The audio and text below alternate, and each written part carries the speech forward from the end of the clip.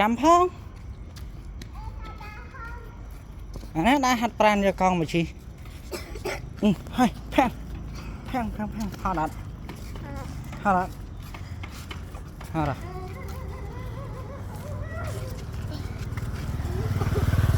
thấy chắc ạ tinh chắc thật ạ tinh chế môn hot á chế môn chỉ còn đào ta tập phèm chung nước ra nè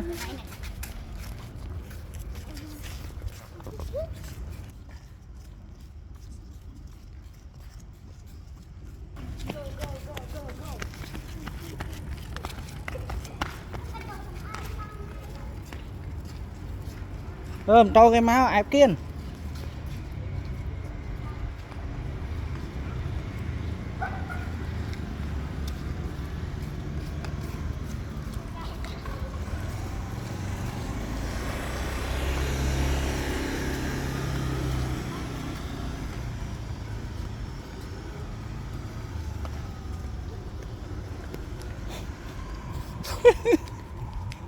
đã tới chào nhỏ hợp ơi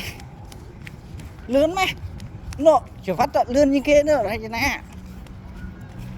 đừng còn điệt đây chứ nè